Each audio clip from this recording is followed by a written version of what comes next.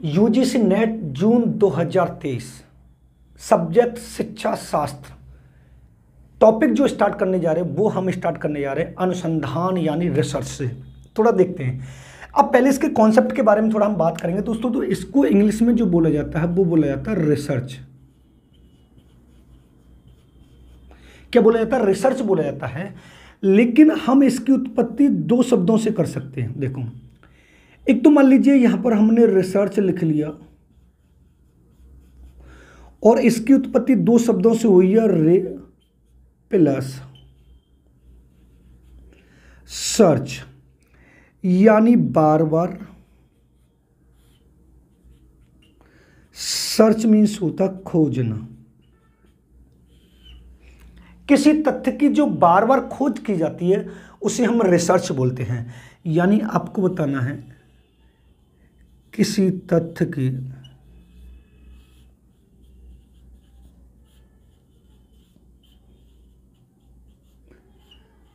बार बार खोज करना, वो हमारा क्या कहलाता है? रिसर्च कहलाता है। लेकिन अगर हम दूसरे बारे में बात करते हैं इधर, तो ये क्या होता है दोस्तों? ये फ्रांसीसी भाषा से, फ्रांसीसी भाषा के रिसर्च से बना है, जिसका अर्थ है टू लुक, यानी खोज करना। यानी क्या करना है? खोज करना है। देखो, हम बात यहां पर करेंगे रिसर्च से कई क्वेश्चन आते हैं, इसके प्रकार से आते हैं। इससे जब भी क्वेश्चन होगा, और ये वाला जो दोस्तों मैंने आपको शाब्दिक अर्थ बताया, ये बताया मैंने पाश्चात्य संदर्भ में। पाश्चात्य संदर्भ का मीन्स होता है दोस्तों, ये समझ लीजिए विदेशी भाषा में, यानी खोज करना या किसी तथ्य की बार बार खोज करना, वो हमारा रिसर्च कहलाता है। ये वाली बात ठीक है। लेकिन अगर वर्तमान में देखा जाए, तो वर्तमान की अगर हम बात करें दोस्तों, तो आपको यह समझना है कि अनुसंधान को लाने का मेन कार्य क्या था, यानी ऐसी क्या जरूरत पड़ गई जो अनुसंधान को लाया गया। तो आपको बताना है दोस्तों, किसी नवीन समस्या का, नवीन समस्या का समाधान करके सिद्धांत की रचना करना।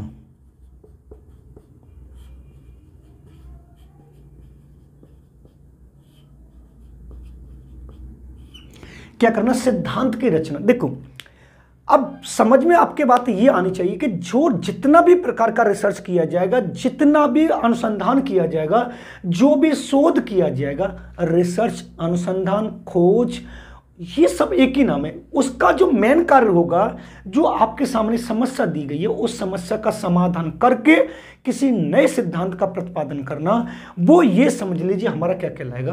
अनुसंधान कहलाएगा। मतलब समझने वाली बात ये रहेगी दोस्तों, आपके सामने कोई ना कोई एक समस्या दे दी जाएगी और उस समस्या को समाधान करने के लिए, उस समस्या का सॉल्व करने के लिए आपको रिसर्च करना पड़ेगा, आपको शोध करना पड़ेगा, आपको अनुसंधान करना पड़ेगा, आपको खोज करना पड़ेगा। अब उस समस्या का समाधान करके और उसकी जगह एक नया सिद्धांत लाया जाएगा और उस सिद्धांत को स्थापित किया जाएगा, वो क्या कहलाएगा? हमारा रिसर्च कहलाएगा। लेकिन यहां पर आपको समझना एक बड़ी बात ही रहेगी कि अनुसंधान करते समय कुछ स्टेपों से गुजरना पड़ता है, कुछ महत्वपूर्ण पहलुओं से गुजरना पड़ता है। उन पहलुओं को ध्यान में रखकर हमें रिसर्च करना होता है। देखो, पहली बात मैंने आपको ये वाला शाब्दिक अर्थ बता दिया है कि अनुसंधान का वर्तमान में, यानी अगर आप किया जाए अनुसंधान, तो उसका मेन कार्य क्या होगा? तो आपको मेन कार्य बताना है किसी समस्या का समाधान करके, उसका समाधान करके नए सिद्धांत की रचना करना। लेकिन पाश्चात्य संदर्भ में रिसर्च को फ्रांसीसी भाषा के रिसर्च से बना है, जिसका टू लुक मानी खोज करना। अगर रिसर्च को दो भागों में बांटा जाए तो रे और सर्च, यानी किसी तथ्य की बार बार खोज करना। देखो, खोज करने का मतलब ये कि नकल डिट्टो हूबहू नहीं करनी है। पहले किसी समस्या पर किसी ने कार्य किया है, उन्होंने कोई और सिद्धांत दिया होगा, लेकिन फिर दोबारा से हम नए तरीके से उस समस्या पर फिर कार्य करेंगे तो हमारा कुछ और होगा। यानी जितने तथ्यों किसी समस्या पर जितनी बार रिसर्च की जाएगी उतनी ही बार रिजल्ट नया आना चाहिए, नए सिद्धांत आने चाहिए, और जो पहले उस समस्या से संबंधित सिद्धांत स्थापित किए गए वो भी लागू होंगे और जो हमने स्थापित किया है वो भी लागू होगा। अब थोड़ा यहां पर हम समझेंगे, थोड़ा यहां पर एक बात ये समझेंगे कि रिसर्च करते समय हमें किन किन पहलुओं से गुजरना पड़ता है। तो आपको बताना अनुसंधान के पहलू यानी शोध के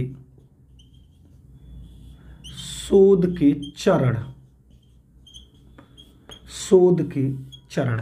अब देखो, मान लीजिए आपको कोई समस्या दी गई, अब समस्या तो दे दी गई, अब समस्या देने के बाद या आपको कुछ भी दे दिया कि आप इस पर खोज करिए, शोध करिए, अनुसंधान करिए, रिसर्च करिए, तो आपको कुछ स्टेपों से गुजरना पड़ेगा, कुछ चरणों से गुजरना पड़ेगा। और यहाँ पर आपको यूजीसी नेट और जेआरएफ मतलब एक क्वेश्चन 100% मिलेगा ही मिलेगा। तो सबसे पहले हम बात करेंगे, जो हमारा पहला चरण होगा दोस्तों वो होगा समस्या का चयन।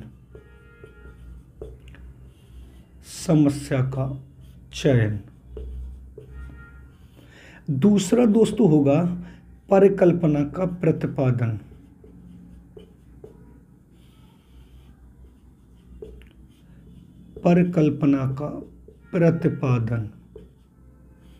ठीक है, पहला कौन सा होगा हमारा समस्या का चयन, दूसरा होगा परिकल्पना का प्रतिपादन, तीसरा होगा शोध की रूपरेखा।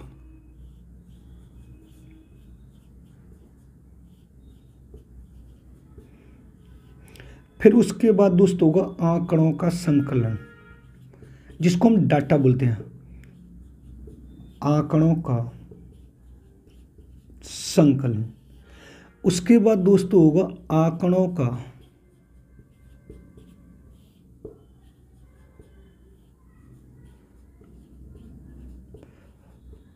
विश्लेषण। फिर उसके बाद दोस्तों होगा निष्कर्ष, और फिर उसके बाद दोस्तों होगा सामान्यीकरण।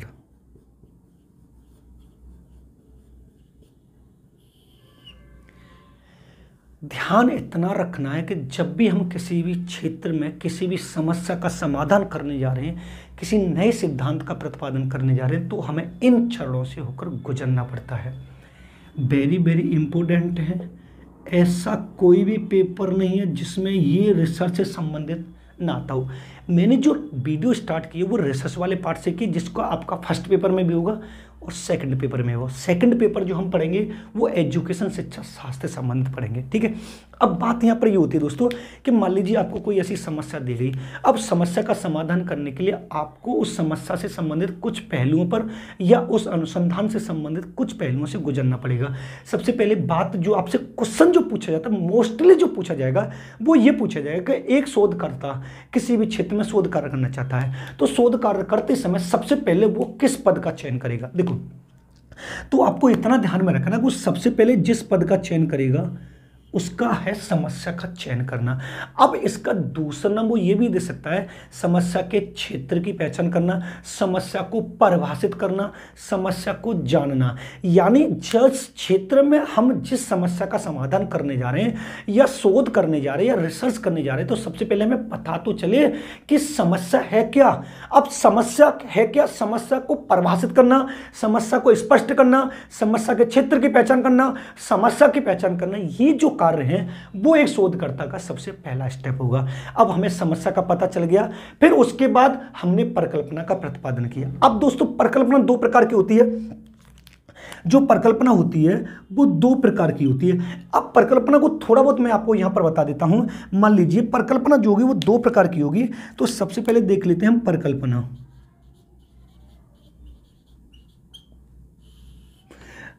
अगर परिकल्पना को इंग्लिश में बोलेंगे तो हाइपोथेसिस बोलते हैं। क्या बोलते हैं इसको?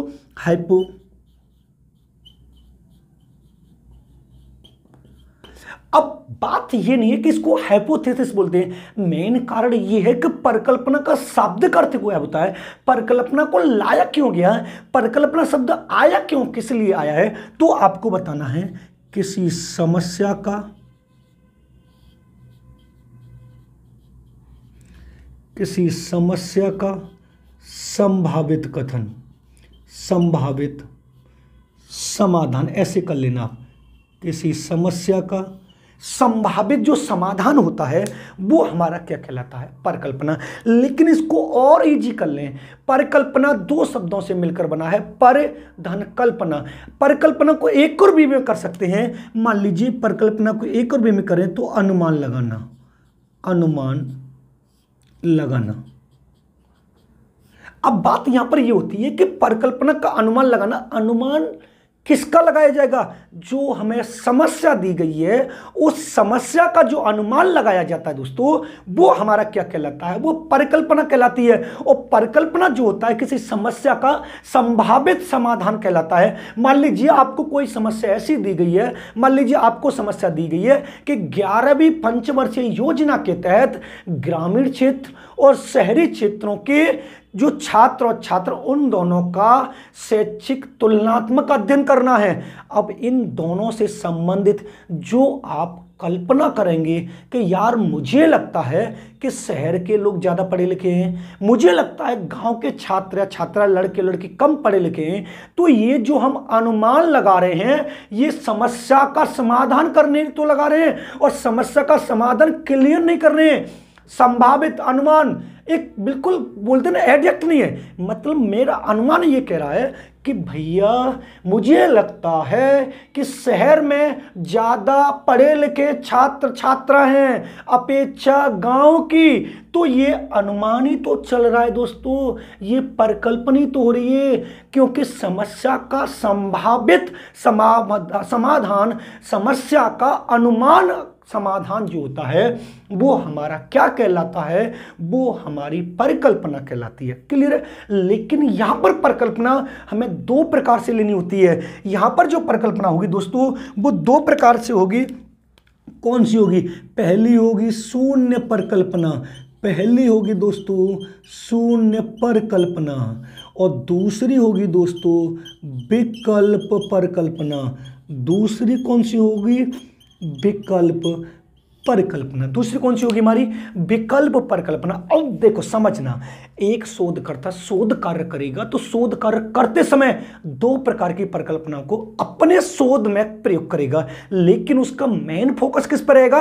तो आपको बताना शून्य परिकल्पना, शून्य में नल हाइपोथेसिस। अब आपसे एक और क्वेश्चन पूछा जाता है, मतलब यूजीसी नेट और जीआरएफ और असिस्टेंट प्रोफेसर में वो ये पूछेगा कि शून्य परिकल्पना के जनक कौन है? तो आपको बता देना है सर रोनाल्ड ए फिशर।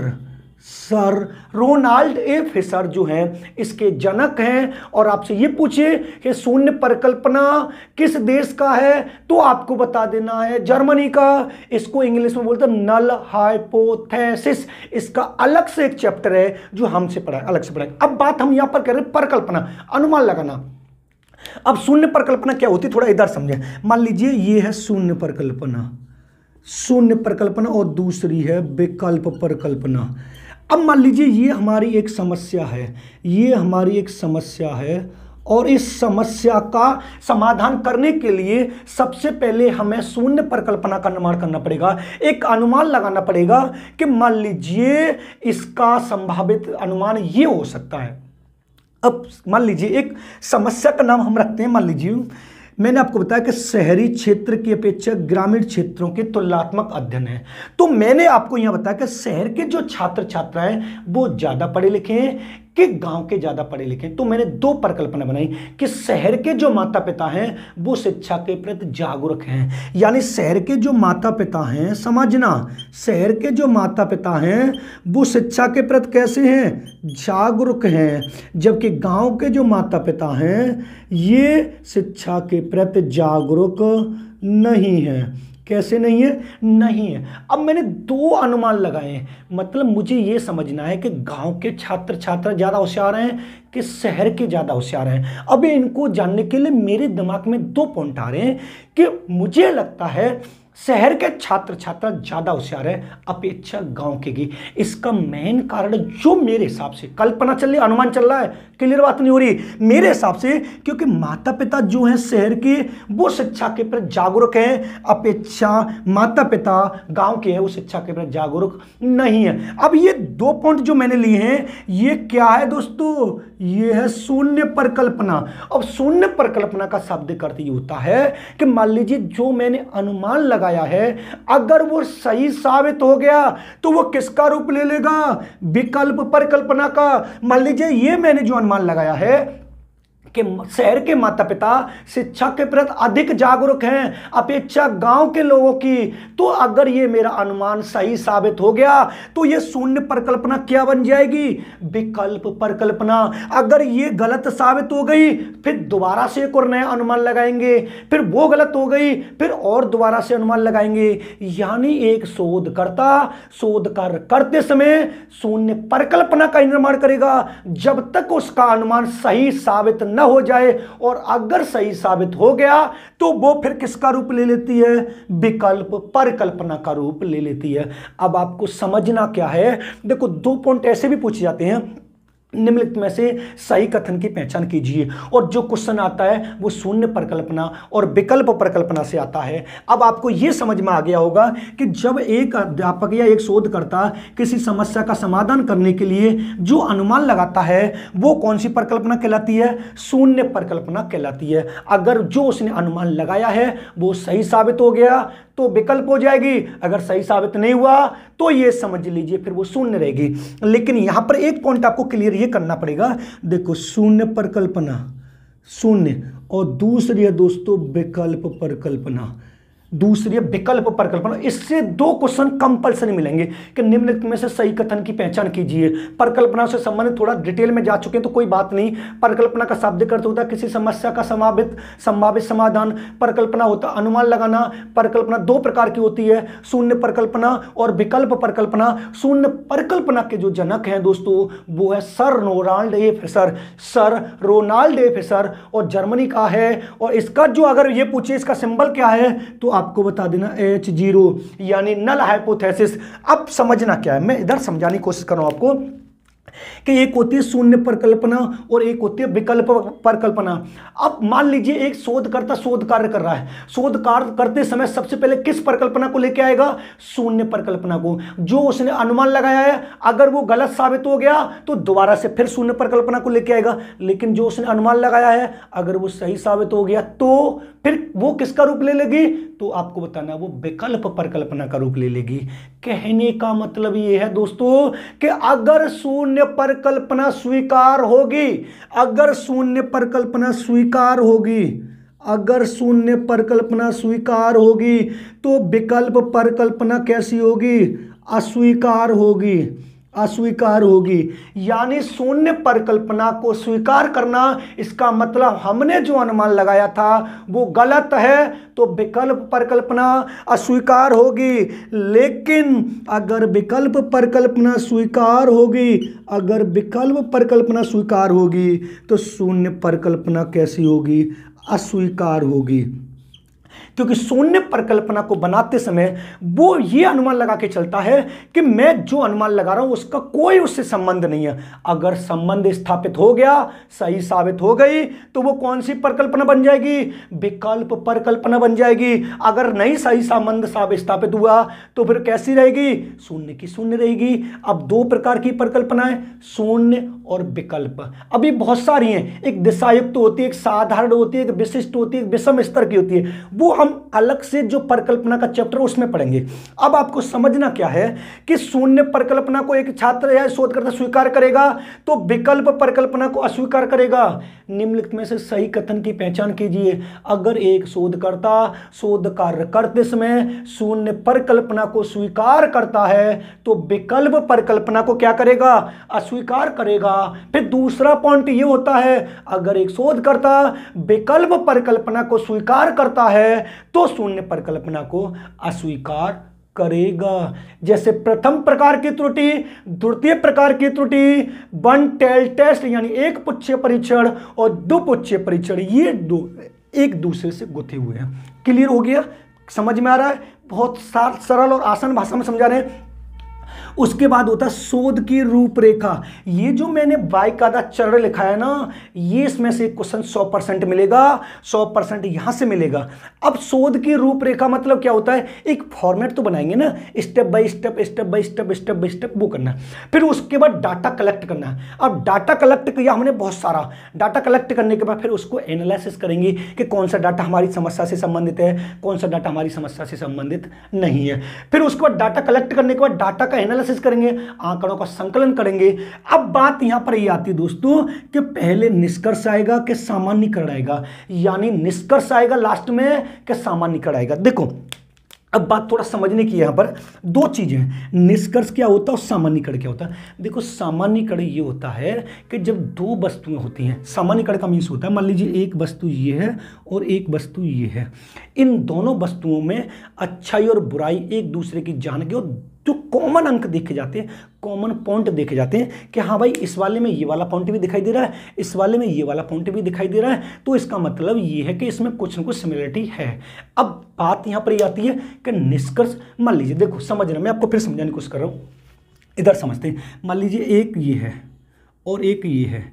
अब आपने जो कोई नई समस्या ली है, तो ये समस्या इससे संबंधित पहले इस पर रिसर्च हो चुकी है, इस पर रिसर्च हो चुकी है, यानी जो आपने समस्या ली उस पर पहले से रिसर्च हो चुकी है और उसके कंक्लूजन आ चुके हैं। फिर उसी समस्या पे आपने अपने तरीके से रिसर्च की, आप उनके कंक्लूजन अलग थे, सिद्धांत अलग बने थे, आपके अलग थे। अब दोनों सिद्धांतों को देखने के बाद दोनों में कंपैरिजन किया जाएगा ना। कंपैरिजन तभी तो किया जाएगा पहले निष्कर्ष निकले। जब तक निष्कर्ष हमारे पास नहीं होगा तब तक सामान्यीकरण से कर लेंगे हम, तब तक कैसे जनरलाइजेशन कर लेंगे, तब तक सिमिलरिटी कैसे जान लेंगे कि इसकी अच्छाई है इसकी बुराई है। तो आपको समझना यह है दोस्तों कि निष्कर्ष पहले आएगा, सामान्यीकरण बाद में आएगा, क्योंकि निष्कर्ष निकालने के बाद दो वस्तुओं के बीच में हमें यह बताना है कि इसमें यह अच्छाई है इसमें ये बुराई है, इन दोनों में कॉमन पॉइंट कौन कौन से आ रहे हैं, ये सब किस पे होंगे, निष्कर्ष या सामान्यीकरण पे। तो आपको ये बताना है, अगर आपसे ये पूछे कि एक शोध कार्य करते समय सबसे पहले किस पद का चयन करेगा, समस्या का चयन। कभी कभी इसको क्रम में लगवाने के लिए आ जाता है, समस्या का चयन, परिकल्पना का प्रतिपादन, शोध की रूपरेखा, आंकड़ों का संकलन, डाटा एनालिसिस, कंक्लूजन या निष्कर्ष, और फिर उसके बाद आता सामान्यीकरण। फिर भी मैं आपको बता रहा हूं, परिकल्पना किसी समस्या का संभावित समाधान होता है या अनुमान लगाना होता है, जो हम एक इमेजिनेशन करते हैं कि यार मेरे हिसाब से इस समस्या को इस तरीके से किया जाए तो ये बिल्कुल सॉल्यूशन हो सकती है। ये हमारी परिकल्पना हो सकती है, किसी समस्या से पूर्व किया गया अनुमान, किसी समस्या से पहले जो संभावित समाधान होता है वो हमारा क्या कहलाता है, परिकल्पना। एक शोधकर्ता अगर आपसे ये पूछ ले कि शोधकर्ता शोध कार्य करते समय सबसे पहले किस परिकल्पना का प्रतिपादन करेगा, तो आपको बता देना है शून्य परिकल्पना। शून्य परिकल्पना का अगर अर्थ पूछे जिसका शाब्दिक अर्थ कोई नहीं, कोई संबंध नहीं, अगर संबंध स्थापित हो गया कौन सी परिकल्पना बन जाएगी, विकल्प परिकल्पना बन जाएगी। और मैंने आपको बताया है एक शोधकर्ता शोध कार्य करते समय शून्य परिकल्पना को स्वीकार करता है तो विकल्प परिकल्पना को अस्वीकार करेगा, क्योंकि जब भी वो अनुमान लगाता है वो ये सोचकर लगाता है कि इस अनुमान का इससे संबंध नहीं है। अगर संबंध स्थापित हो गया, सही साबित हो गई, तो वो कौन सी परिकल्पना बन जाएगी, विकल्प परिकल्पना। अगर विकल्प परिकल्पना नहीं बनी तो वो शून्य की शून्य रहती है। दो पॉइंट याद रखें, शून्य परिकल्पना स्वीकार करेंगे तो विकल्प परिकल्पना अस्वीकार करेंगे, विकल्प परिकल्पना स्वीकार करेंगे तो शून्य परिकल्पना अस्वीकार करेंगे। क्लियर है? अब चलते हैं शोध के प्रकार, वेरी वेरी इंपॉर्टेंट है। आप चाहें तो इसका स्क्रीनशॉट ले सकते हैं, आप इसका स्क्रीनशॉट ले लें, फिर चलते हैं आगे। अब चलते हैं अनुसंधान के प्रकार। वीडियो पसंद आ रहा हो तो वीडियो को लाइक कर दें, शेयर कर दें और चैनल को सब्सक्राइब कर लें, जिससे आने वाले वीडियो का नोटिफिकेशन आपको मिलता रहे। आपको डेली एक वीडियो मिलती रहेगी इस वाले चैनल पे, यूजीसी नेट 2000 जून 2023 से संबंधित।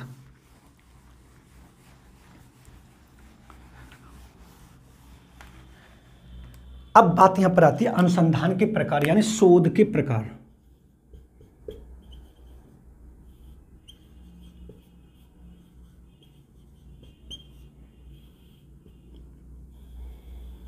देखो मैं दो तरीके से आपको शोध के प्रकार बताऊंगा। एक तो वो आपसे ये पूछ सकता है मुख्य रूप से शोध कितने प्रकार का हो सकता है, और मुख्य रूप से छोड़कर फिर बहुत सारे प्रकार हैं। तो सबसे पहले हम पढ़ लेते हैं कि मुख्य रूप से शोध।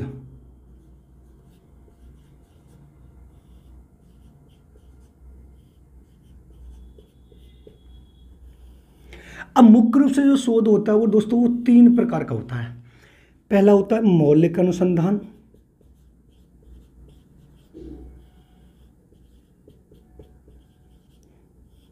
दूसरा जो होता है दोस्तों वो होता है प्रयोगात्मक शोध,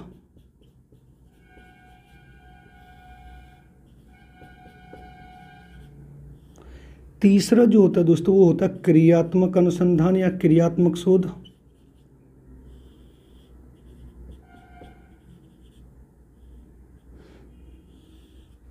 ये जो तीन प्रकार होते हैं वो हमारे मुख्य रूप से होते हैं। यानी अगर आपसे ये पूछे कि मुख्य रूप से अनुसंधान कितने प्रकार का होता है तो आपको बता देना तीन प्रकार का। कितने प्रकार का होता है? तीन प्रकार का होता है। अब इनसे हटके और भी हैं तो थोड़ा इनको इंग्लिश में देखेंगे तो दोस्तों इसको बोलते हैं फंडामेंटल।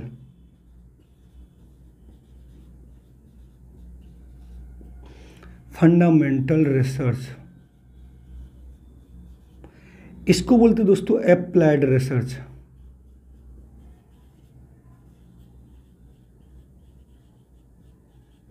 और इसको बोलते हैं दोस्तों एक्शन रिसर्च।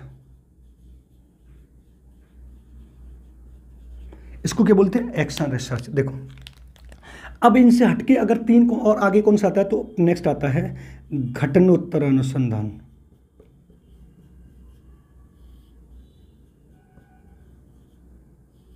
इसको बोलते हैं एक्स पोस्ट फैक्टो और रिसर्च। उसके बाद दोस्तों आता है वर्णनात्मक अनुसंधान,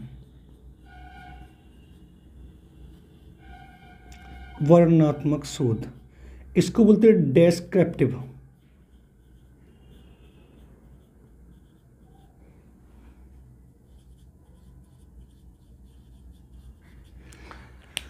उसके बाद दोस्तों आता है सर्वेक्षण।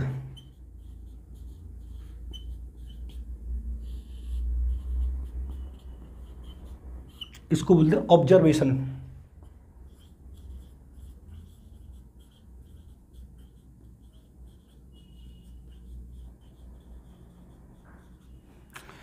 उसके बाद आता है दोस्तों ऐतिहासिक शोध। इसको बोलते हैं हिस्टोरिकल।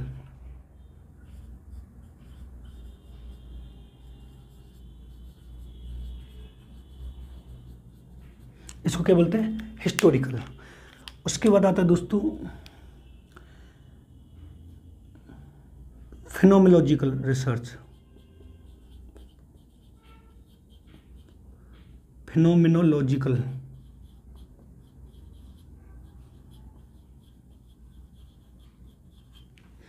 इसको वर्णनात्मक बोलते हैं, एक तो विवरणात्मक बोल सकते हैं, सॉरी। और उसके बाद आता है प्रजाति वृत्तिक अनुसंधान।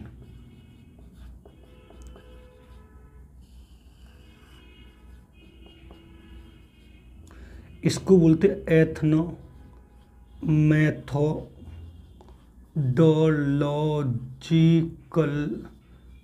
रिसर्च। इतने रिसर्च पढ़ने दोस्तों में। यानी अगर वो आपसे ये पूछे कि मुख्य रूप से निर्देशन कितने प्रकार, सॉरी रिसर्च कितने प्रकार का होता है, तो आपको बता देना है तीन प्रकार का, फंडामेंटल, अप्लाइड और एक्शन रिसर्च। अब इनको डिटेल में मैं अभी बता दे रहा हूं होता क्या है। अगर वैसे हमें इतने पढ़ने और इनसे कम से कम 4 से 5 क्वेश्चन आते, 4 से 5 क्वेश्चन इनमें से आएंगे। अब इसमें से कंपलसरी जो क्वेश्चन आता है दोस्तों, जो कंपलसरी है, देखो क्रियात्मक अनुसंधान से आना ही आना है, प्रजाति वृत्तक अनुसंधान से आना ही आना है, ऐतिहासिक अनुसंधान से आना ही आना है। यानी ये तीन तो आने ही आने हैं और बाकी इनमें से 2 या 1 क्वेश्चन कंपलसरी आता ही आता है। यानी एक्शन रिसर्च, हिस्टोरोलॉजी जो हिस्टोरिकल जो रिसर्च होता है और एथनोमेथोडोलॉजिकल जो रिसर्च होता है, इन तीनों को तो आना ही आना है। आप असिस्टेंट प्रोफेसर में बैठे, यूजीसी नेट और जेआरएफ में बैठे, एजुकेशन सब्जेक्ट में बैठे हैं या फर्स्ट पेपर में आप बैठे हैं, तो फर्स्ट पेपर में भी रिसर्च आता ही आता है। और सेकंड पेपर जो हम पढ़ रहे हैं वो शिक्षा शास्त्र यानी एजुकेशन से पढ़ रहे हैं, एमए एजुकेशन और एमएड वालों से पढ़ रहे हैं। अब थोड़ा इनके बारे में समझें, थोड़ा इनके बारे में देखेंगे हम क्या होता है। तो फंडामेंटल रिसर्च क्या होता है, मौलिक अनुसंधान क्या होता है कि मान लीजिए अब आपको कोई भी ऐसी समस्या दी गई है, यानी जब आपको कोई समस्या दी जाती है और उस समस्या का समाधान करके एक नए सिद्धांत का प्रतिपादन किया जाए, एक नए सिद्धांत का प्रतिपादन जो किया जाएगा, यानी आपको किसी भी क्षेत्र में किसी समस्या का समाधान करने के लिए या उस समस्या का समाधान करके और एक नए सिद्धांत का प्रतिपादन किया जाता है, तो आपको कौन से अनुसंधान का प्रयोग करना है, आपको कौन से अनुसंधान का, कौन से रिसर्च का, कौन से शोध का प्रयोग करना है, तो आपको बता देना है मौलिक अनुसंधान यानी मौलिक शोध यानी फंडामेंटल रिसर्च का प्रयोग किए जाएंगे। मान लीजिए एक क्वेश्चन ये बनता है, एक शोधकर्ता किसी भी क्षेत्र में शोध कार्य करने के बाद किसी नए सिद्धांत को प्रतिपादन करना चाहता है, तो उसे किस अनुसंधान का, किस शोध का, किस रिसर्च का प्रयोग करना पड़ेगा, तो आपको बता देना मौलिक अनुसंधान का, फंडामेंटल रिसर्च का, किसी नवीन समस्या का समाधान करके किसी नवीन सिद्धांत का प्रतिपादन करना कौन सा सिद्धांत कहलाता है, मौलिक अनुसंधान कहलाता है। अब थोड़ा इसकी बात करें, प्रयोगात्मक की, एप्लाइड की, तो आपको समझना क्या है कि इसको हम व्यवहारिक शोध भी बोलते हैं दोस्तों, व्यवहारिक शोध। अब आपको समझना यह है दोस्तों कि जब फंडामेंटल रिसर्च से स्थापित किए गए सिद्धांत को जब शिक्षा के क्षेत्र में या अपने व्यवहार में प्रयोग किया जाता है, यानी जब नए सिद्धांत को स्थापित जो किए गए हैं उनको प्रयोग में लाया जाता है, उनको प्रयोग या व्यवहार में लाया जाता है, कौन सा अनुसंधान कहलाता है, एप्लाइड रिसर्च कहलाता है, प्रयोगात्मक अनुसंधान कहलाता है, व्यवहारिक अनुसंधान कहलाता है। दोनों को फिर समझें। अगर आपसे यह पूछता है किसी समस्या का समाधान करके एक नए नियम और नए सिद्धांत का, इस सिद्धांत की स्थापना हमें करनी है, तो किस अनुसंधान का प्रयोग करना पड़ेगा, तो आपको बता देना फंडामेंटल यानी मौलिक अनुसंधान का प्रयोग करना है। लेकिन मौलिक अनुसंधान से जो स्थापित किया गया सिद्धांत उसको प्रयोग में लाना है, तो कौन सा रिसर्च कहलाएगा, कौन सा शोध कहलाएगा, कौन सा अनुसंधान कहलाएगा, तो आपको बता देना एप्लाइड रिसर्च यानी प्रयोगात्मक अनुसंधान कहलाएगा। अब आता क्रियात्मक अनुसंधान, वेरी वेरी इंपोर्टेंट। देखो क्रियात्मक अनुसंधान की दोस्तों जब हम बात करेंगे तो यहां पर दो चीज आपको बात करनी है, एक तो विद्यालय या कक्षा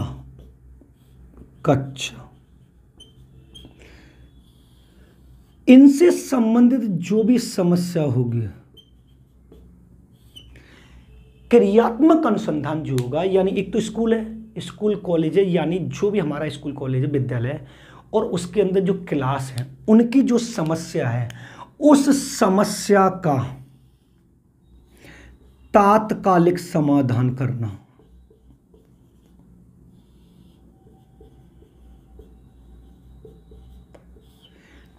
eight a time on the spot उस समस्या का समाधान करना क्रियात्मक अनुसंधान कहलाता है। और देखो वो बात यहां पर ही होती है, देखो जब हम फंडामेंटल रिसर्च करेंगे ना तो यहां पर विशेषज्ञ का होना आवश्यक है, विशेषज्ञ की आवश्यकता है। अब फंडामेंटल जब करेगा, भाई शोध कर रहा, सिंपल सी बात है, हर कोई थोड़ी ना शोध कर लेगा, पीएचडी होल्डर करेगा, कोई विशेषज्ञ करेगा। अब शोध करने के बाद नए सिद्धांत का प्रतिपादन कर लिया, और उस नए सिद्धांत को प्रतिपादन करने के बाद उसको प्रयोग में विशेषज्ञ की आवश्यकता होगी। लेकिन बात यहां पर समझने वाली है, क्वेश्चन ये भी कई बार पूछा गया है, निम्नलिखित में से किस शोध में, निम्नलिखित में से किस अनुसंधान में, निम्नलिखित में से किस रिसर्च में एक विशेषज्ञ की आवश्यकता नहीं होती है, तो आपको बताना क्रियात्मक यानी एक्शन रिसर्च की वो नहीं होती है।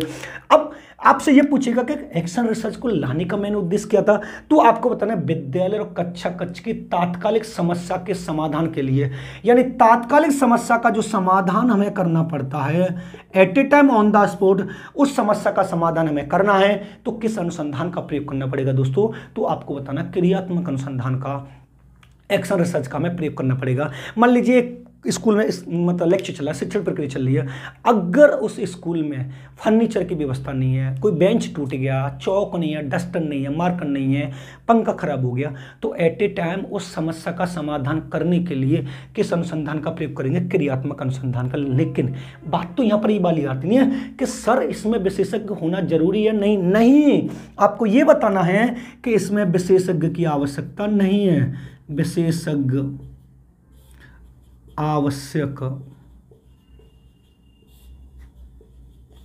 नहीं है, क्योंकि वहां पर तो चपरासी भी कर सकता, अगर बेंच टूट गई, कुर्सी टूट गई, तो चपरासी लाके रख सकता है ना भाई। एक समस्या है, मान लीजिए मैं आपको पढ़ा रहा हूं, मैं जिस कुर्सी पे बैठता हूं वो कुर्सी टूट गई है, तो चपरासी लाके रख सकता है ना, बालक लाके रख सकता है ना। यानी आपको समझना ये है दोस्तों कि जहां पर ये समस्या होगी, ये स्कूल है, ये क्या है हमारा स्कूल है, ये स्कूल है, और स्कूल से संबंधित स्कूल के अंदर जितने भी कर्मचारी होंगे, प्रिंसिपल, टीचर, चपरासी, स्टूडेंट, सेक्रेटरी, 4th क्लास के भी कर्मचारी हैं, वो क्रियात्मक अनुसंधान का प्रयोग कर सकते हैं। क्लियर बात। अब चलते हैं नेक्स्ट। देखो ये 2 अनुसंधान है, वर्णनात्मक अनुसंधान और सर्वेक्षण अनुसंधान, इनको थोड़ा हम समझें। तो ये जब भी किस प्रयोग किए जाएंगे तो एक वर्तमान समस्या को, वर्तमान समस्या जो घट रही है, यानी वर्तमान जो समस्या घट रही है, यानी वर्तमान में जो समस्या चल रही है, उस समस्या का समाधान करने के लिए वर्णनात्मक या सर्वेक्षण अनुसंधान का प्रयोग किया जाता है। यानी मान लीजिए आप कहीं रास्ते में जा रहे हैं और रास्ते में जाते जाते आपको कोई ऐसी समस्या लग रही हो और आपको लगा कि यार इसको हटा देना चाहिए। मान लीजिए आप रास्ते में जा रहे हैं और सड़क पे बहुत बड़ा पत्थर पड़ा है, आपने थोड़े और लोगों की मदद लेकर उस पत्थर को दूर कर दिया। भाई बढ़ना बढ़ में मतलब समझने का ये है इन दोनों में कि वर्तमान में जो समस्या चल रही है, यानी वर्तमान से संबंधित जो समस्या हैं उनका समाधान करने के लिए डेस्क्रिप्टिव या ऑब्जर्वेशन रिसर्च का प्रयोग किया जाता है, यानी वर्णनात्मक या सर्वेक्षण शोध का प्रयोग किया जाता है। उसके बाद आता है ऐतिहासिक। अब ऐतिहासिक तो आप जानते हो, इतिहास यानी अतीत की घटनाओं का, अतीत की यानी भूतकाल की, ये तो आपको वैसे ही पता चल जाता है, ये थोड़ा ज़्यादा टिपिकल भी नहीं है। यानी अतीत की घटनाओं का खोज करना, उन पर शोध करना, उनकी समस्याओं का समाधान करने के लिए किस अनुसंधान का प्रयोग किया जाता है, तो आपको बता देना ऐतिहासिक अनुसंधान का प्रयोग किया जाता है, हिस्टोरिकल रिसर्च का प्रयोग किया जाता है। यानी अब आपसे ये भी पूछेगा कि ऐतिहासिक अनुसंधान करते समय अब इसके लिए डाटा कलेक्ट कहाँ से करें, इसलिए स्रोत कहाँ से लाएं, तो प्रलेखित स्रोत बहुत से होते हैं, ऐतिहासिक स्रोत भी बहुत से होते हैं, आपने ग्रंथ भी देखे होंगे और पुरातत्व विभाग भी देखा हुआ। अब उन इतिहास के आधार पर तो वर्तमान का चित्र प्रस्तुत किया जाता है। अब आपसे यह भी पूछ सकता है, ये मेन पार्ट है कि निम्नलिखित में से किस अनुसंधान के आधार पर वर्तमान का चित्र प्रस्तुत किया जाता है, तो आपको बताना है दोस्तों हिस्टोरिकल, वर्तमान का चित्र प्रस्तुत करना, वर्तमान को प्रस्तुत करना, वर्तमान का चित्र प्रस्तुत करना कि भूतकाल में जो हुआ था वो वर्तमान में उससे ज्यादा हो रहा है या कम हो रहा है, वो कौन सा अनुसंधान कहलाएगा, तो आपको बताना दोस्तों हिस्टोरिकल, ऐतिहासिक अनुसंधान। यानी भूतकाल में, पुरातत्व विभाग में, सभ्यता में, हड़प्पा में, मोहनजोदड़ो में जो कार्य हुआ था क्या वो अब ऐसा हो रहा है, अजंता गुफा पहले कितनी थी अब नष्ट हो गई है नहीं। यानी भूतकाल, पास्ट के आधार पर प्रेजेंट को प्रस्तुत किस अनुसंधान में किया जाता है, तो आपको बताना है ऐतिहासिक अनुसंधान में किया जाता है। देखो फिनोमेनोलॉजिकल रिसर्च को हम बोलते हैं दार्शनिक शोध। क्या बोलते हैं? दार्शनिक शोध, दार्शनिक शोध। लेकिन आपको समझना यहां पर यह है दोस्तों कि जब भी हम फिनोमेनोलॉजिकल रिसर्च की बात करेंगे, इसकी फिनोमेनोलॉजिकल रिसर्च की बात करें या दार्शनिक शोध की बात करें, तो यहां पर 2 चीज याद रखेंगे, एक तो मानव प्लस दर्शन। इन दोनों से संबंधित जो भी हमें कार्य करना है वो फिनोमेनोलॉजिकल रिसर्च कहलाता है। यानी मानव शास्त्र क्या है, दर्शन शास्त्र क्या है, इन दोनों का संबंध क्या है, इन दोनों में अंतःक्रिया होती या नहीं होती है, दर्शन पहले आया कि मानव पहले आया, यानी मानव और दर्शन इन दोनों को हमें टारगेट कर कर जो रिसर्च की जाती है वो हमारी फिनोमेनोलॉजिकल रिसर्च कहलाती है, यानी कौन सा कहलाता है, दार्शनिक शोध कहलाता है, गुणात्मक शोध और बोलते हैं इसको, जो मैं वर्णनात्मक बोल रहा था ना, सॉरी उस टाइम, उसको बोलते हैं गुणात्मक शोध। ये हो गया, ये वेरी वेरी इंपॉर्टेंट है, 100% आपको बता रहा हूँ, ये पिछले पेपर में पूछा गया है, आप इसको समझे। देखो अब एथनोमेथोडोलॉजिकल की बात होगी ना दोस्तों, तो आपको समझना क्या है, जब भी इसकी बात होगी तो एक शब्द आएगा सामाजिक जगत, सामाजिक जगत, सामाजिक जगत, यानी समाज शब्द आ रहा है, सामाजिक अंतःक्रिया आ रहा है, एक व्यक्ति समाज में किस तरह का व्यवहार कर रहा है, इसका व्यवहार ऐसा क्यों है, ये लोगों से झगड़ता क्यों है, ये लोगों से बना के क्यों नहीं रखता, ये लोगों से अंतःक्रिया क्यों नहीं करता, इसका सामाजिक जगत कैसा है, इन सब का अध्ययन करने के लिए प्रजाति वृत्तिक एथनोमेथोडोलॉजिकल रिसर्च का प्रयोग किया जाता है। आपको इतना समझ में आना चाहिए कि समाज से संबंधित जो भी समस्या होगी उस समस्या का समाधान करने के लिए किस रिसर्च का प्रयोग किया जाएगा, तो आपको बताना प्रजाति वृत्तिक, इसका दूसरा नाम होता है नृजातीय वृत्तिक, इंग्लिश में होगा एथनोमेथोडोलॉजिकल रिसर्च। आज मैंने आपको इस वाली वीडियो में इनके कॉन्सेप्ट बता दिए हैं, अब डिटेल में 2-2, 3-3 करके 2-3 वीडियो में इनको क्लियर कर लेंगे। आज की वीडियो में मैंने आपको रिसर्च का इंट्रोडक्शन बता दिया, थोड़ा बहुत परिकल्पना बता दिया है और रिसर्च के प्रकार बता दिए हैं। नेक्स्ट वीडियो में हम इनको डिटेल में पढ़ते हुए चलेंगे, डिटेल में जो जो जितने हैं। वीडियो पसंद आए हो तो वीडियो को लाइक करो, शेयर करो, कमेंट करें। चैनल पर नए हो तो चैनल को सब्सक्राइब कर लें, बेल आइकन ऑल को प्रेस कर लें, जिससे आने वाले वीडियो का नोटिफिकेशन आपको मिलता रहेगा।